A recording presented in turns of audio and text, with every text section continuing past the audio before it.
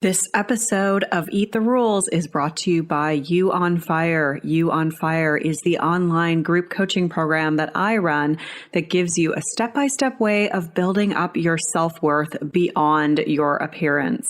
With personalized coaching from me, incredible community support, and lifetime access to the program so that you can get free from body shame and live life on your own terms.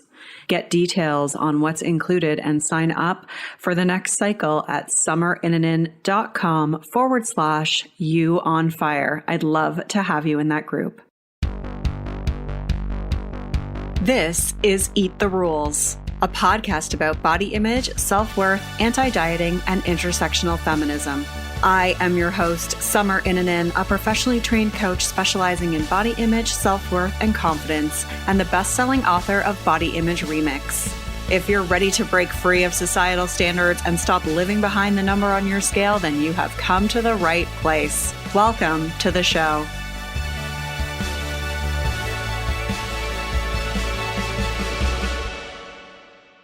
This is episode 226, and it's another broadcast of the Death to Diets series that I did with my good friend, Vinny Welsby of Fierce Fatty. In this particular episode, we're talking about the TV shows and movies that messed up our body image.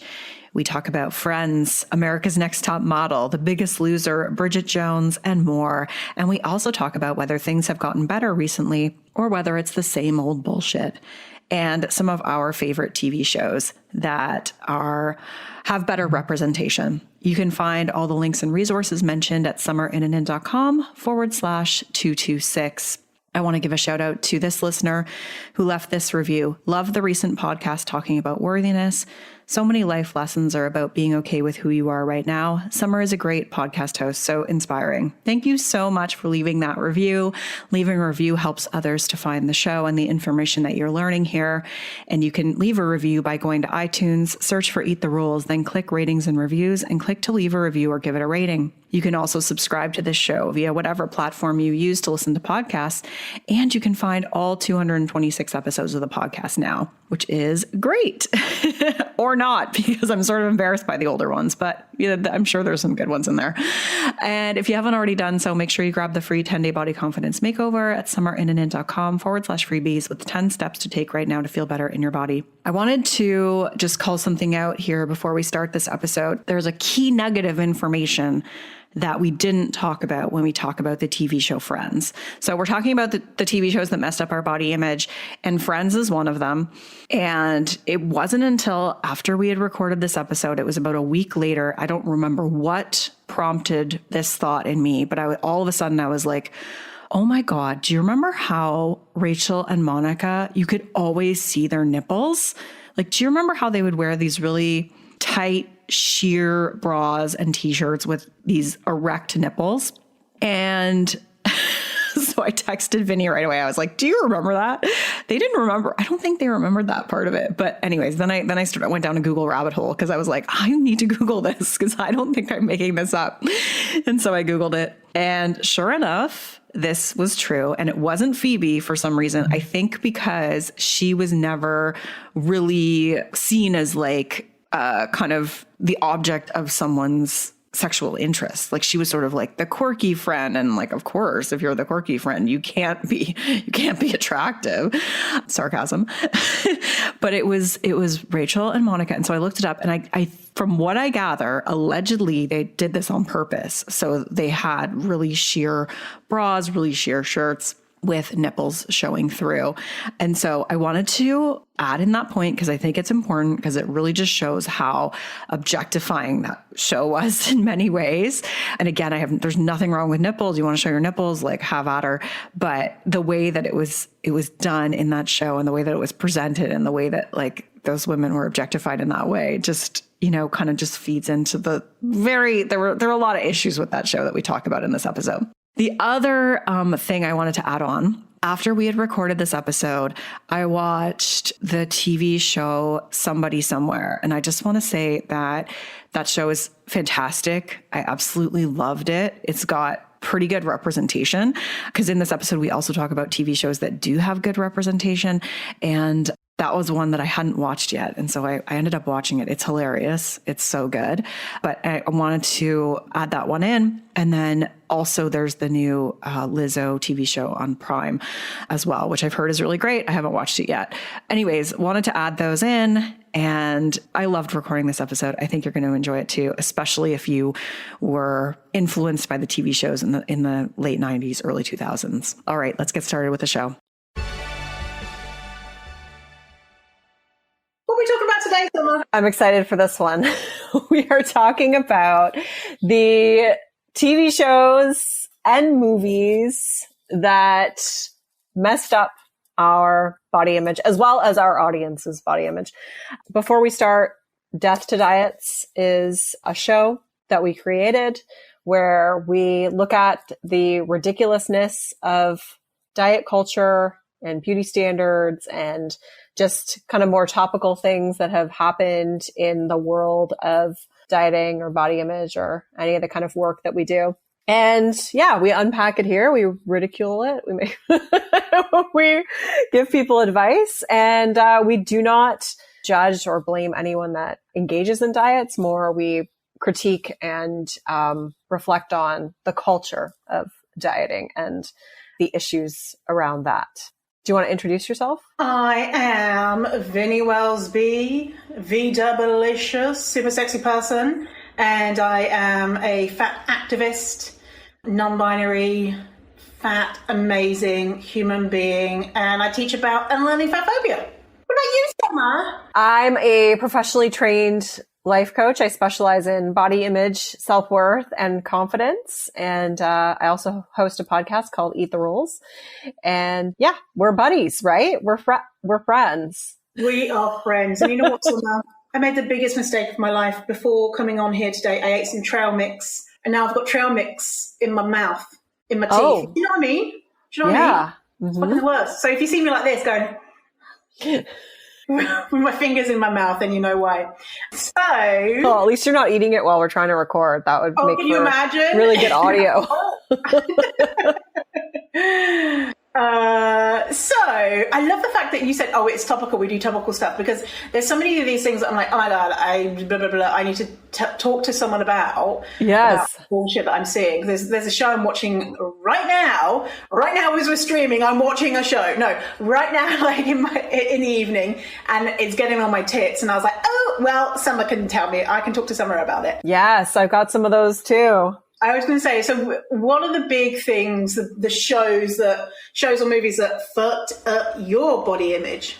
Yeah. So, I was really reflecting on this because I saw that, this was like a couple months ago, and I saw a rerun of Friends, and I was like, oh my God, like this show totally warped my body image. Did you watch Friends? I loved Friends. I remember it'd be showing on Channel 4. No, was it Channel 4? Yeah, Channel 4, 9 p.m. Friday night, watched it religiously. Yeah, like I got the same tattoo that Rachel got. That's how obsessed with it I was.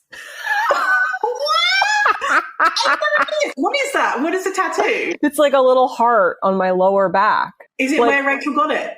Yeah. Oh my God. Yes. You super fan, you. Can I please disclose that I was 16 years old when I did that? So I was like not very, my frontal lobe hadn't fully developed. Well, hang on a minute, Summer. How do you explain that back tattoo you got a couple of weeks ago of Monica's face? Because you're not 16 anymore. Closeted, obsessed fan. Yeah, so you watched that show. This was the time, and this was some of the feedback we got from the audience, right? Like that shows kind of in like the late 90s, like early 2000s. That was when like, quote unquote, actresses were like competing to sort of be the thinnest. Like it was sort of this new ideal that came out. Like we had gone from, women having like just like they were still really thin, but to like extreme thinness. And when I saw this rerun, I was like, oh my God, like they're so thin. And I'm not thin shaming at all, but it was more just a reflection of like, wow, this really, like I can see how this warped my own perception of my body. And then I think you're probably familiar with the character of Fat Monica. Do you remember that character? Yep. Like, horrible character that pretty much was, you know, the walking stereotype of everything that you would associate with, like, you know, like with fatness in a very, you know, negative way, like what our culture has sort of made us believe. And then, you know, like the newer thin Monica being the one who like everybody likes and she's attractive and all this other stuff, and just really feeding into this, you know, this belief that you have to be thinner in order to be, you know, in order to be worthy. What were your thoughts? Like, what were your thoughts on that when you were like, you must have been, because you're younger than me, you would have been even younger, sort of taking that in. So I remember that she had a completely different personality. Yeah. Like, I just remember her being like weak and being like, you know, I'm so disgusting and horrible, and, you know, yeah, just a nerd and like sloppy. She is, you know. Yeah.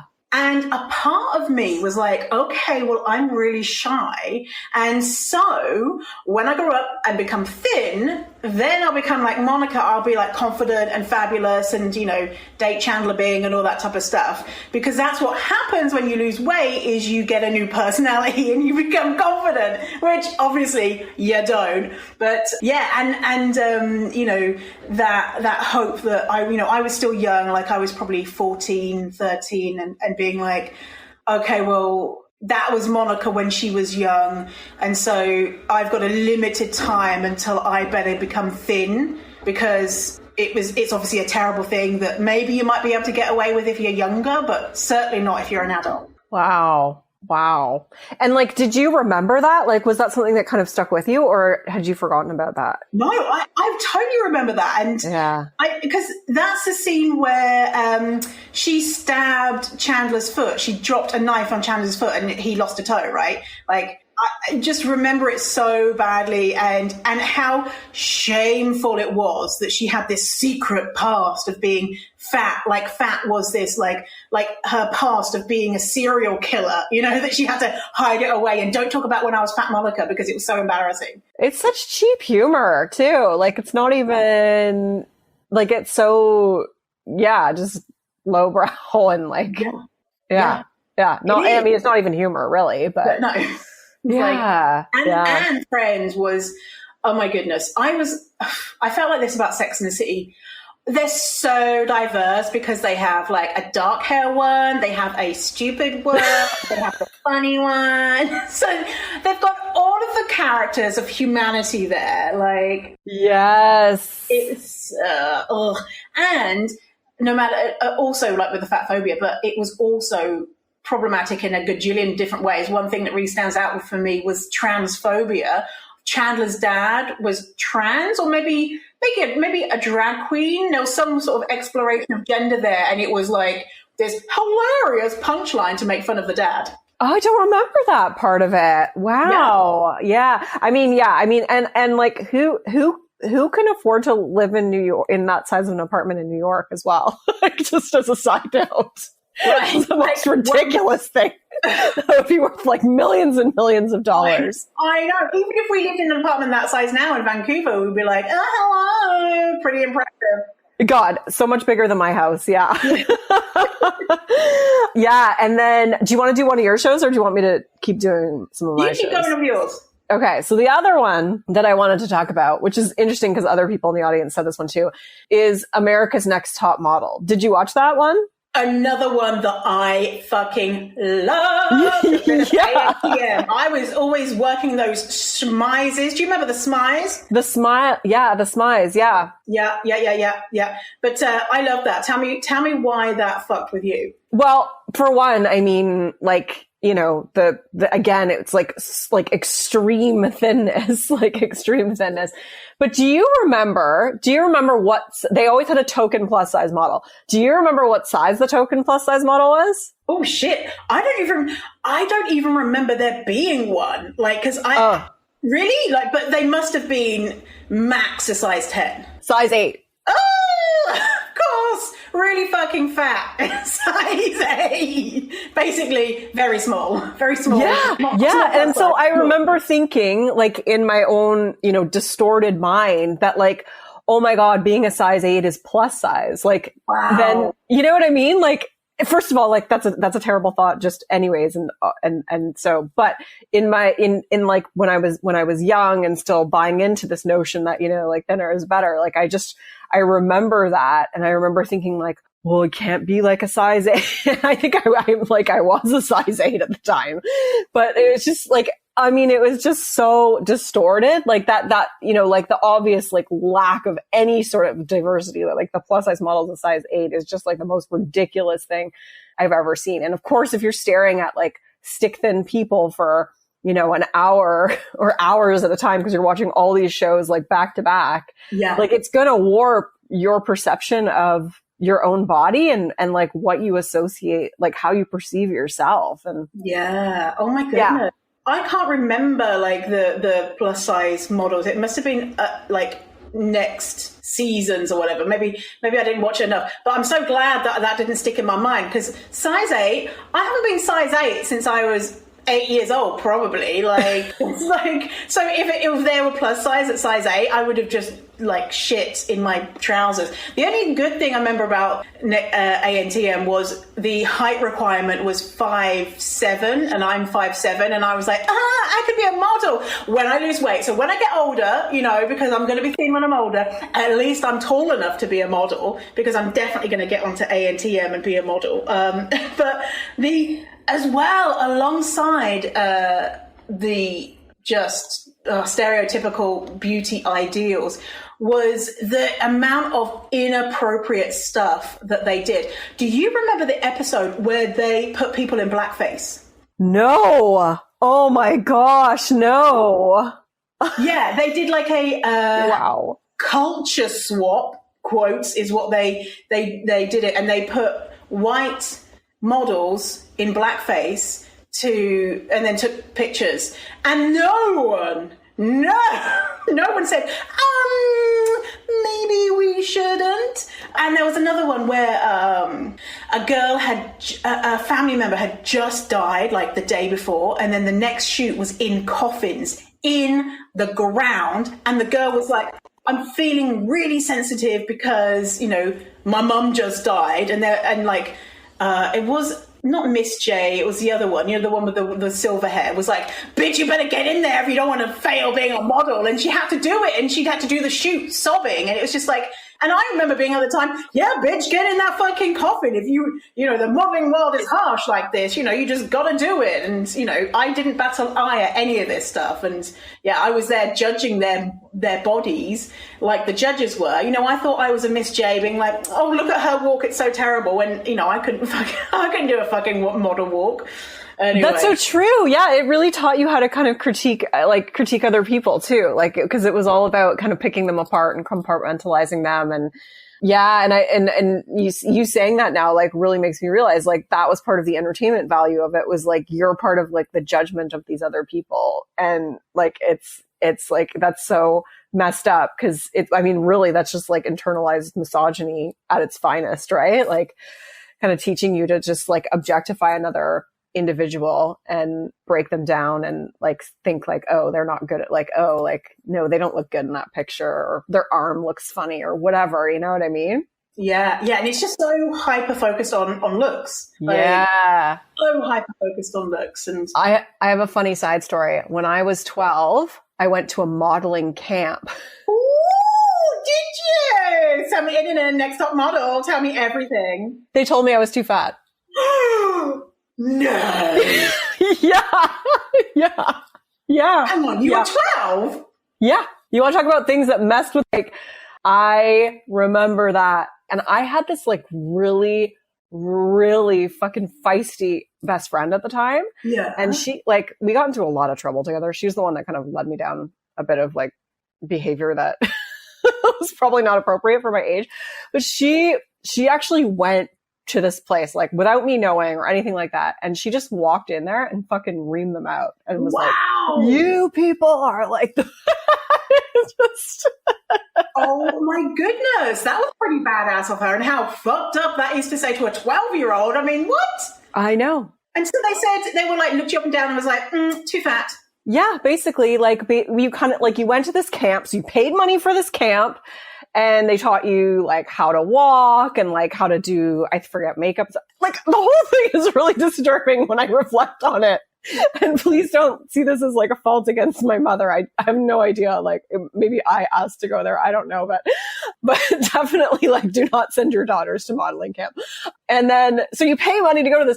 And then they have, like, an audition. And so then I went to this audition and they told me I was too fat. And so, and here's the thing, like, at the time, I was not what you would consider fat. I pretty much had the exact same body that I have now. Like, really, if you look at pictures of me then, it's like pretty much not that different. And so, like, definitely, you know, some curves, more mid-size, but not and not that there's anything wrong with being fat, but to call me that, and it's just not accurate. It's yeah. I mean, it's just like and obviously they use it in a derogatory way and not in like a positive way, like to say like, you can't be part of this. But, yeah, I just wanted to throw that in there because I totally remembered that. I never knew that about you, Summer. Well, next time we hang out, you're going to teach me your model walk, obviously. Oh, yeah. You just watch me. Watch me walk. I'm like, let's go get some lunch, Summer. And then I see you walking down the street. I'm like, who is she? Look at that walk. Just put in some sass in that walk. With like mud stains on my jacket and like my mom fanny pack. She's so fabulous.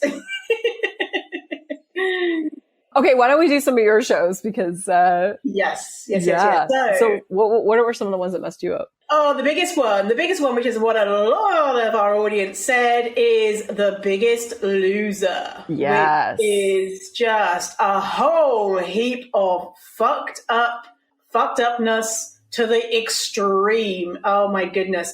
And I loved it. Did you used to watch that show? Oh, yes. I mean, I pretty much watched every reality TV show in the early 2000s, but yeah, I mean, I loved it. I loved it. It was, it felt like these bad fat people had finally got their shit together, had got onto that TV show and were making their life good. And so I could imagine, you know, what my life was going to be like once I made the same sacrifices that they were making. And then the glee when someone didn't lose weight and then they were making excuses. And I say excuses with the quotation marks of, but you know, I did the workout. I ate no food and I still put on weight. And then, you know, the voiceovers of the other contestants being like, well, the numbers don't add up. And then me being like, the numbers don't add up. If you really worked hard, you would have lost weight. And that kind of glee and judgment. And then they get booted off and just being like, look at them. They're so pathetic. They were so close to achieving this incredible thing, but they were just so greedy.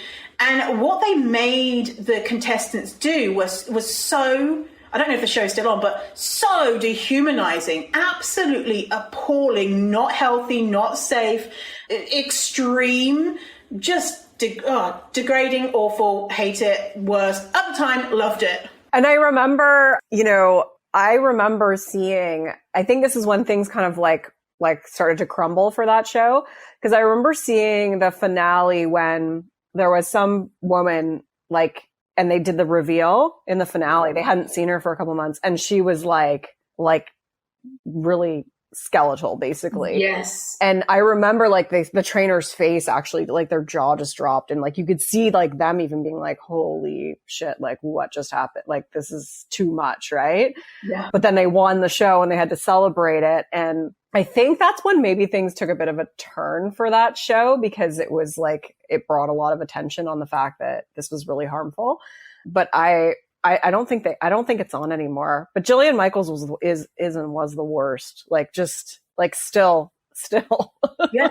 She hasn't learned, like you would have think from that moment, because I remember because they, you know, everyone comes out and it's a reveal, oh, look at them, they're thin now. And then all the trainers are like, oh yeah, amazing. And then when this other contestant, I remember, and they were kind of like, oh shit, we fucked up here. But They're still doing it, right? They didn't learn, actually inducing eating disorders for entertainment and, physically hurting fat people for entertainment ain't a good look. I mean, because Gillian McMichaels and the other guy, Bob Harper, they're still doing that shit. And, and Bob Harper having a heart attack, you remember, in the last few years.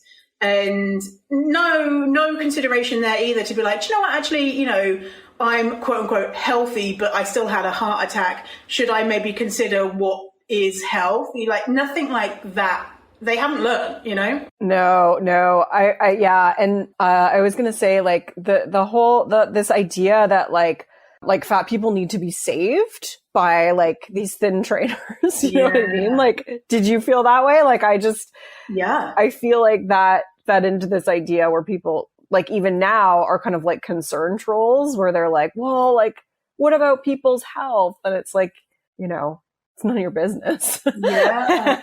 But I feel like that fed into this whole like idea that like we have to save these people, Yeah, because if it wasn't for those kind-hearted trainers, then those poor fat people would just be sitting on the sofa eating quote unquote bad food and dying. But thank God that these kind-hearted thin people came along to save the fatties. And when they would do like the before and after footage of at their home life, and the before of them being a human and just going about life, but the way that they framed it was just like this sad sack piece of shit greedy person. And then when they would be talking to camera, like, oh my God, this is the most incredible opportunity of my life. And, did you ever read, I did, the Biggest Loser book, The Secret Expo from, what was her name? Kai. Okay, yeah. No, I didn't. I remember like knowing about it, and I've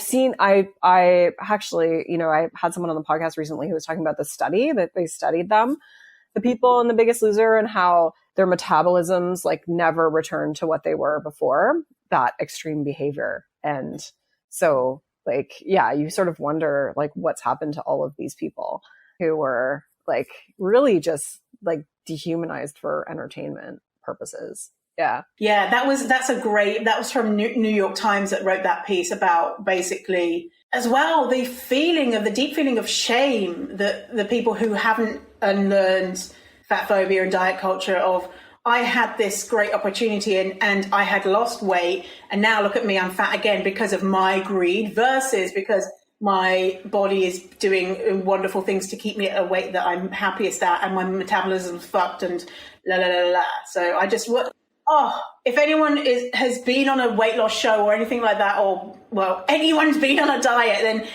feeling that shame, I just want to give them a big hug and be like, it's not your fault. Your body is doing what it wants to do. Yes. Yeah. Because there's a lot of feelings of, failure and just like something's wrong with me and why can't I figure this out? And it's not your fault. Gosh. The worst. What else? What other shows? My favorite movie for a long time was Shallow Hal. Did you see that one? No. Okay. So I was aware of it, but I never saw it. I thought it was fucking amazing. I was just like, finally a film about a fat person. Gwyneth Paltrow in a fat suit. Okay. Yeah. That one. Mm-hmm. Awful. And so Jack Black is a raging fat phobe as well, unfortunately, even though he's been positioned as someone who's fat positive. There's no evidence to really presume that. But anyway, he's like meant to be an unattractive person, but he has like really high standards and only dates thin people or beautiful people. And then he has some sort of episode, I can't remember what it was. He meets Tony Robbins in an elevator, and Tony Robbins puts like a spell on him to be able to see the inner beauty of people. And then suddenly all the fat people are really beautiful and all the thin people are really ugly, which, I mean, that's fucking problematic anyway. Oh my God, yes. Is that what this is about? Oh my God. And so he meets Gwyneth Paltrow, who looks like Gwyneth Paltrow, but in reality, she's a supersized fat woman, reality, not, fat suit. And she's really shocked that someone like Jack Black would be interested in her, and his friend is like, oh, she's so minging, she's so disgusting, how would you date her? And at the end, nothing is learned. It's just, oh, how there's a fat person who wears big underwear. I'm like, and ever since, it's always been in my mind about a partner holding up the size of my underwear, because there's a scene in the thing being like, oh my God, your underwear's so big. It scarred me. But at the time, I thought it was hilarious and great and innovative. So you did like it, like when you were, oh my, okay, yeah. Loved it. Interesting. Because I was like, oh my God, Jack Black, he just loves anyone, no matter what their size, even though the whole premise was that he wouldn't have liked her if he knew that she was fat. Isn't it so messed up? Oh my goodness. Yeah. So that was fun. So did you have any shows that have had a good impact on body image for you? Yeah, I mean, I don't think there's any, prior to like 3 or 4 years ago. Yes. I think the best one that we've seen recently, which everyone sort of echoed when we asked them, is Shrill, right? Yeah. And so that obviously just is a great show because it's about Edie Bryant, obviously it's the story of Lindy West, but just living her life. Like, it's not about her body size. Like, there's some threads of that in the plot because of it mimics Lindy's story. Have you seen it? Yeah. It's great. It's hilarious, right? It's great. Yeah, I finished watching season 3 just a week ago. I didn't even know it was out, and I was just like, man, I just love this so much, and just scenes of her having sex. I'm just like, fuck yeah, and it's just to normalize fat people being seen as sexy and attractive and successful and complicated and imperfect and all of these different things, because fat people are normally the funny fat one or the loser fat one, or very 2D characters, but it's just really beautiful to see. Yeah. I think another show that I've liked recently is The Sex Lives of College Girls. Did you watch that? I haven't seen that. No. It doesn't it doesn't have like a ton of body diversity, but it has people who are more like a little more normal. Like, it has more diversity just in general in terms of abilities and races and and gender and things like that, and a little bit with body size as well. But it's just more about their lives. Like, it's not about like how they look, and it's a Mindy Kaling show. It's really good. It's very well done. Yeah, it's very funny. Another sex thing, Sex Education. Have you seen that one? I love that. I was going to say that one. I love that show. That show's so great. And it's again, probably too many thin people, but it's a great show. Yeah, that's the thing, is a lot of times when they have diverse bodies, have you seen Euphoria? No, I haven't watched it. Okay, so it's really good. I love it. They've got Barbie Ferreira, I think that's her last name, is a plus size model in it, and she I was going to say, she plays a plus size person. She's in real life, she's pretty mid-size. I don't think that she is fat. She's probably a size 14, 16, that type of thing.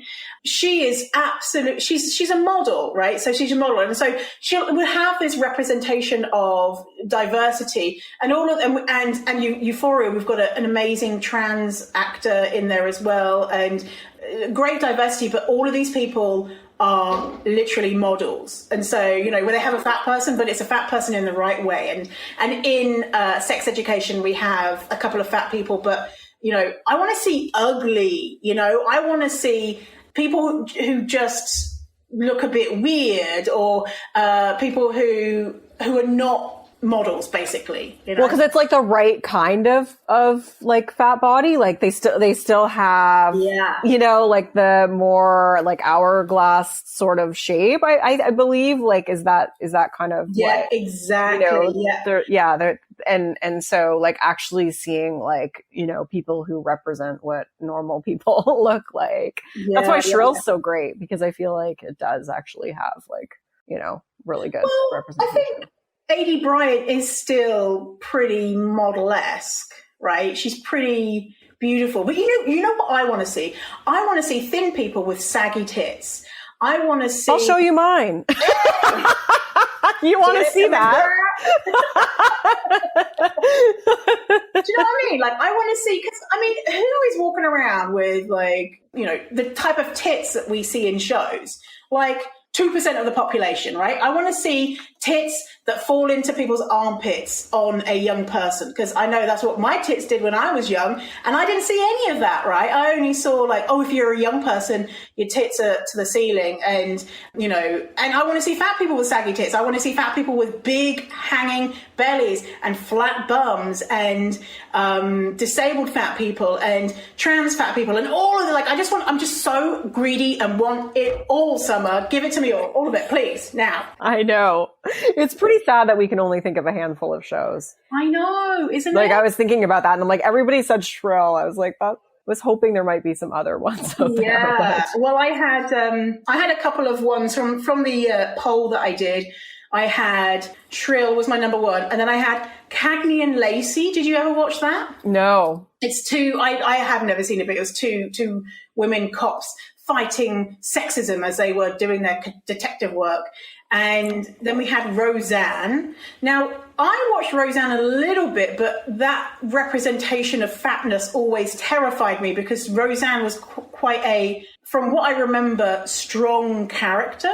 Like, she was, I don't know, bossy or something. And I remember being like, oh, if I'm older and fat, then I'll have to be like Roseanne, and no man will ever want to be with a strong woman, you know. So, but someone said that was good for them. Oprah, which... Okay, yeah. For me, I mean, didn't Oprah bring out the barrels of fat? I mean, she was always talking about her diets, but I suppose if you take away some of the content that she presented, then, like... Yeah. And then we have Shrill. Oh, yeah, I said Shrill. Yeah, we said Shrill, yeah. That was mentioned a lot.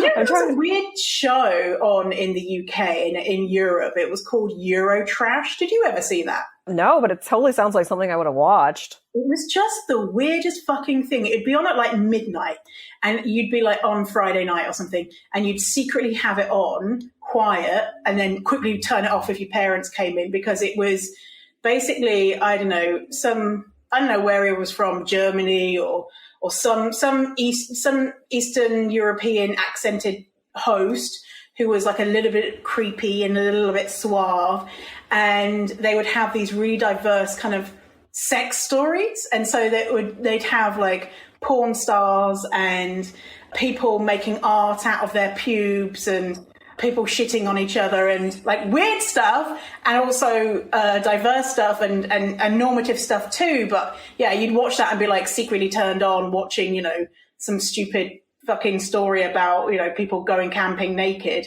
but it kind of showed real bodies. And so that was the only thing from when I was young. So I honestly can't think of anything. And it was interesting, like when we asked people, because I think we both found feedback that everyone was like, basically anything in the 90s and 2000s was like just awful. Yeah. And then like a couple others that people mentioned that were problematic that I totally remember, like Bridget Jones's Diary. Like I remember like, yeah. I mean, it was like a great movie, but then this focus on like her weight and the fact that I remember she had to gain weight for the role. Oh, did she? Yeah, she had to gain like 20 pounds or something for the role. Oh, well, she's used to that trick now, because in her new movie, she's wearing a fat suit now in her new movie. Oh, okay.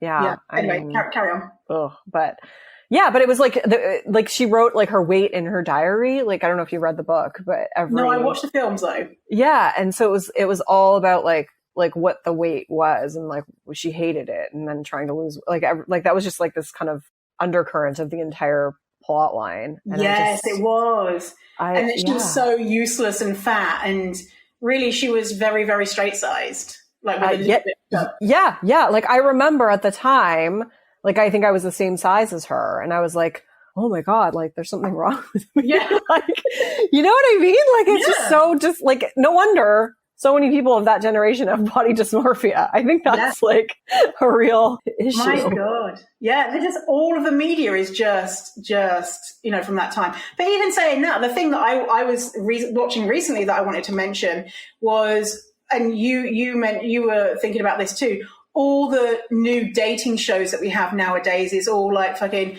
bikinis on the beach, like models on the beach trying to learn how to date, too hot to handle. And even the most cutting edge one, Love is Blind. Have you seen Love is Blind? No. The premise is, will you be able to fall in love with someone without even seeing them? And will you still love them after seeing them because they could be unattractive?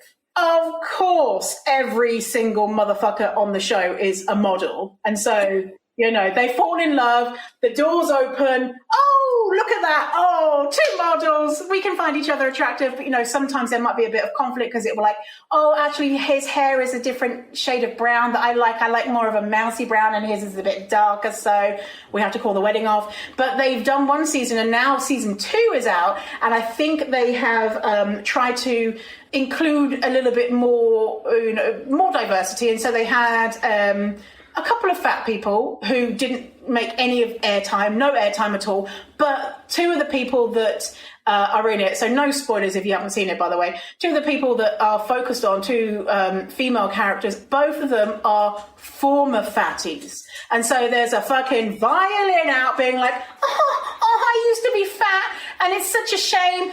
Very fat Monica vibes. And so they're like, oh, will he still love me because I used to be fat and now I'm thin and a model? Will he still love me because of my dark past of being fat? And I was just like, boo fucking who? You are so normatively attractive and you used to weigh a little bit more, not even like fat, like mid-sized fat. Yeah, because one of them was describing her weight and I was like, bitch, I'm like 30 pounds heavier than that probably. Like, and she's like, oh, when I was so unattractive, you know. Obviously they don't use those words, when I was so attractive. Well, they pretty much do. It's loaded. Loaded. And I'm just like, really? Get out that tiny little fucking violin because you are a model, bitch. Shut up. Get in some real Love is Blind proper people, you know, like people who are struggling with dating because everyone rejects them, you know, and actually make it good. And so the shallow people, when the doors open and they see a fat person, has to say, I don't actually want to marry you because you're fat. And then that will be a conversation to have. But right now it's just models dating each other. Doesn't stop me watching it though. Doesn't stop me binging it because I like it. Yeah, I know. You know, I never watched those shows, but I ended up watching Bachelor in Paradise, the Canadian edition, because anyway, it doesn't matter why I stumbled upon it. And then I was like, oh, I'm not tuning out like this. I'm completely sucked in and invested in the rest of this series. But I hadn't watched shows like that in quite a long time. And I was just like, wow, like they just really cast like these people that, I mean, I think they are models. I think most of them are just models, and that's where they're casting them from. But one thing I really noticed was that the majority of these people are they're in their 20s. They have Botox and like lip fillers. Like you can tell, it's really obvious. Yeah. And I'm like, what? Like that wasn't a thing. Like when I was that age, like that was never a thing. And so now what I noticed was just how the bar is set even higher. Like when I was that age, it was like you had to have fake boobs. You know, that was kind of like the standard, right? You had to be really thin and have fake boobs, which like neither of those. But I used to duct tape my boobs together to try to make them bigger. Really? And then put in these like chicken cutlets that were literally the size of chicken breasts, like into my bra.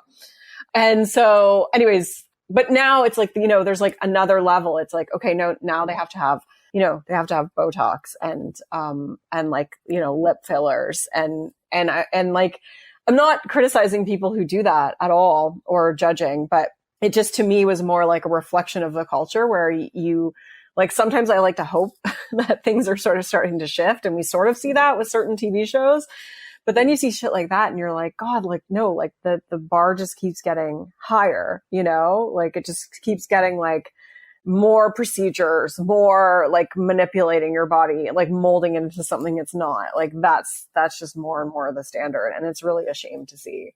That is so true. Yeah, because I remember, getting breast augmentation was the thing when we were younger. And then having straight hair using GHDs. Did you ever get GHDs in Canada? Isn't that like a drug? Like a drug? Oh, GHB you're thinking of. No, so I don't know what's GHD. It's good hair day is what it stands for, but it was like these straighteners, and they actually worked. They went to a really high heat, and for the first time, people like me who had like really thick frizzy hair could straighten their hair and finally be attractive. And it was like the attractive, like with quotation marks. And it was like the highlight of my life, discovering GHDs, and everyone had them. Everyone still does have them probably. But yeah, we didn't have things like lip fillers and Botox, and they're probably around, but it wasn't really part of the conversation then. No, definitely not. So yeah. But I know we have to wrap it up here. We could go on and on. There's probably so many shows that we could talk about. So where can people find you, Summer? People can find me at thebodyimagecoach.com. That will redirect you to my website. And I have a free 10-day body confidence makeover on there as well. You can find my podcast, Eat the Rules. Amazing. And you can find me at fiercefatty.com. My podcast is Fierce Fatty. And you can find lots of freebies and amazing shit like pictures of me on my website, and come and hang out with me on Instagram at fierce.fatty. Amazing. Well, hopefully everyone now understands why they have such a messed up body image, and we can maybe laugh about some of these things and let it go. But yeah, that was a good one. Thanks for being here today. That was a good one. Yeah. We'll see you next time. I hope you enjoyed that one as much as we did. We had so much fun recording that one. And I found it actually really healing to sort of go back and talk about all of these things and connect the dots on, why I felt the way I did when I was growing up, and how that really influenced how I felt about myself as a whole. So hopefully it helped you do the same. You can find the links and resources mentioned at summerinnanen.com/226. Thank you so much for being here today. Rock on. I'm Summer Innanen, and I want to thank you for listening today. You can follow me on Instagram and Facebook at Summer Innanen. And if you haven't yet, go to Apple Podcasts, search Eat the Rules, and subscribe, rate, and review this show. I would be so grateful. Until next time, rock on.